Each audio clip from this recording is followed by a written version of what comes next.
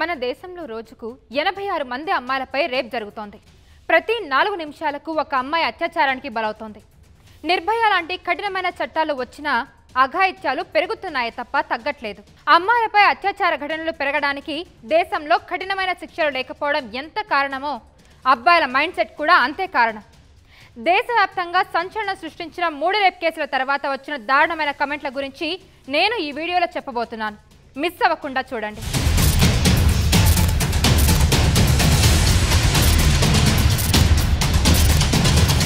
ఏటా వేలల్లో రేపులు జరిగినా ఇందులో కొన్ని మాత్రమే బయటకు వస్తున్నాయి.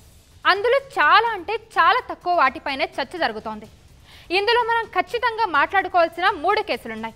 అవేంటంటే 2012లో నిర్భయ కేసు, 2019లో దిశ కేసు, ఇప్పుడు అభయ కేసు. ముందుగా junior doctor rape and murder case గురించి మాట్లాడుకుందాం. ఈ ఘటనపై దేశమంతా దిగ్భ్రాంతికి గురైతే కాలేజీ ప్రిన్సిపల్ సందీప్ ఘోష్ మాత్రం అమ్మాయిదే తప్పు అంటున్నాడు. అర్ధరాత్రి ఒంటరిగా సెమినార్ హాల్లో కూర్చోవాల్సిన అవసరం ఏమొచ్చిందని ప్రశ్నించాడు. తాను పనిచేసే చోటే అత్యాచారానికి గురైతే అది అమ్మాయి తప్పు ఎలా అవుతుంది? అది యాజమాన్య నిర్లక్ష్యం కదా? కానీ వాళ్లే రివర్స్లో అమ్మాయిని నిందిస్తున్నారు.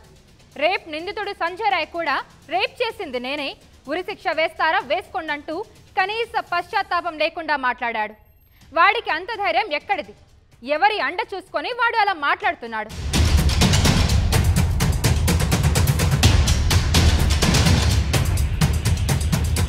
రెండో కేసు నవంబర్ 28, 2019 దిశ కేసు. 4 యువకులు హైదరాబాద్ శివార్లో వెటర్నరీ డాక్టర్ను గ్యాంగ్ రేప్ చేసి హత్య చేసి బాడీని తగలబెట్టారు. ఈ ఘటన దేశవ్యాప్తంగా సంచలనం సృష్టించగా నిందితుల్ని ఎన్కౌంటర్లో చంపేశారు. దిశ ఘటనపై స్పందిస్తూ డేనియల్ శ్రవణ్ అనే దర్శకుడు చేసిన వ్యాఖ్యలు అప్పట్లో సంచలనంగా మారాయి. అమ్మాయిలు హత్యలకు గురి కాకుండా ఉండాలంటే అత్యాచారం చేస్తున్నప్పుడు సహకరించాలని నీచంగా మాట్లాడాడు. ఇదే అతని చెల్లికో తల్లికో జరిగితే ఇలానే మాట్లాడతాడా? చివరిగా 2012 నిర్భయ కేసు. దేశం మొత్తాన్ని దిగ్భ్రాంతిలోకి నెట్టిన ఘటన. ఢిల్లీలో ఫ్రెండ్తో కలిసి బస్సులో ప్రయాణిస్తున్న యువతిపై డ్రైవర్తో పాటు మరో 5 నిందితులు గ్యాంగ్ రేప్ చేసి చంపేశారు. ఇందులో ఒక మైనర్ కూడా ఉన్నాడు. అమ్మాయి ప్రైవేట్ పార్ట్స్లో రాడ్లు, బీడ్ సీసాలు దింపి చిత్రవాద చేసి రేప్ చేశారు. కదులుతున్న బస్ నుంచి ఆమెను తోసేశారు. 2 వారాలు మృత్యువుతో పోరాడిన నిర్భయ చివరకు ప్రాణాలు విడిచింది. ఈ ఘటన దేశం మొత్తాన్ని దిగ్భ్రాంతికి గురి చేసిన సంగతి తెలిసిందే. నిర్భయ కేసులో నిందితుల్లో ఒకడైన ముఖేష్ సింగ్ చేసిన వ్యాఖ్యల్ని మీకు యాజ్ ఇట్ ఈస్గా చెప్తాను చూడండి. అసలు అమ్మాయిలు అర్ధరాత్రి పూట ఎందుకు తిరగాలి? అది కూడా మగవాళ్లతో ఎందుకు తిరుగుతున్నారు? అత్యాచారం జరిగితే మగవాళ్ళనే ఎందుకు తప్పుపడతారు? ఒక్క చేత్తో చప్పట్లు కొట్టగలమా? ఆడవాళ్లకు కూడా అందులో భాగం ఉంటుంది కదా. అమ్మాయిలు రేప్కు సహకరిస్తే మేమెందుకు చంపేస్తామంటూ ముఖేష్ సింగ్ దారుణంగా మాట్లాడాడు.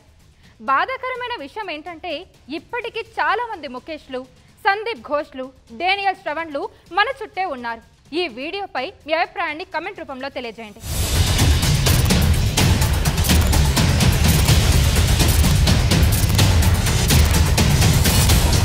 మరిన్ని వీడియోస్ కోసం ఛానల్ ని సబ్స్క్రైబ్ చేయండి. లేటెస్ట్ అప్డేట్స్ కోసం వాట్సాప్ ఛానల్ ని ఫాలో చేయండి. అండ్ లింక్ డిస్క్రిప్షన్ లో ఉంది.